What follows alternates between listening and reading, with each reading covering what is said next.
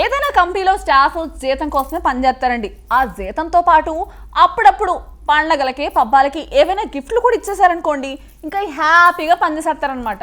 ఏందమ్మా గిఫ్ట్ లేకపోతే పని చేయరా ఏంది? ఏను ఊరుకోవయ్యా బాబు, తూ తూ తూ అంటూ అన్నిట్లో దూరిపోతావు. గిఫ్ట్లు అంటే కాస్ట్లీ అక్కర్లేదండి, నచ్చేలాగా ఇచ్చేస్తే సరిపోద్ది. కానీ ఈ కంపెనీ వాళ్ళు వాళ్ళకి నచ్చినట్టు ఇలాదేమో కానీ ఆ బాక్స్లని ఏం చేసేసారో లుక్ వేసుకోండి మరి.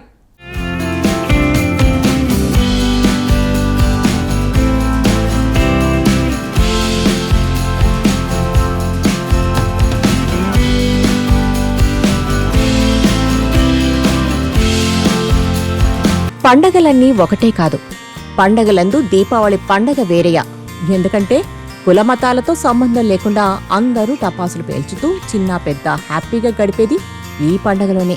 ఇలాంటి స్పెషల్ పండుగ సమయంలో చాలా కంపెనీలు తమ ఉద్యోగులకు గిఫ్ట్లను అందిస్తుంటాయి. ముఖ్యంగా నార్త్లో అయితే ఈ కల్చర్ బాగా ఎక్కువ. దక్షిణాది రాష్ట్రాల్లో కూడా ఈ ఆనవాయితీ వస్తుంది. దాదాపు అన్ని కంపెనీలు తమ సంస్థ ఎదుగుదలకు పాటుపడుతున్న ఉద్యోగులకు స్పెషల్ గిఫ్ట్స్ ఇవ్వడం పరిపాటే. ఎక్కువ కంపెనీలు గిఫ్ట్లుగా స్వీట్ బాక్సులను అందిస్తాయి.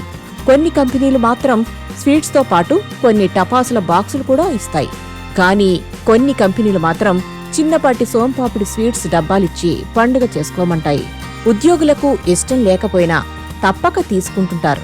ఇందుకు భిన్నంగా ఈసారి ఓ కంపెనీ ఉద్యోగులు మాత్రం తమ అసహనాన్ని బహిరంగంగా వ్యక్తం చేశారు. దీపావళి గిఫ్ట్గా కంపెనీ ఇచ్చిన సోంపాపిడి బాక్సులను కంపెనీ గేటు ముందు కుప్పలా పోశారు.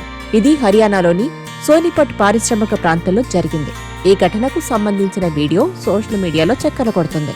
ఒక్కొక్కరుగా రావడం, తమ చేతిలోని బాక్సులను గేటు ముందుకు విసిరేయడం, ఇలా సాగింది ఆ అసంతృప్తి తంతు.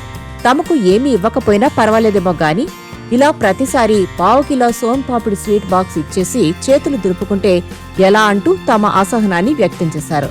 స్టాఫ్ అందరూ స్వీట్ బాక్సులను గేటు ముందుకు విసిరేయడంతో అక్కడ ఓ కుప్ప తయారైంది.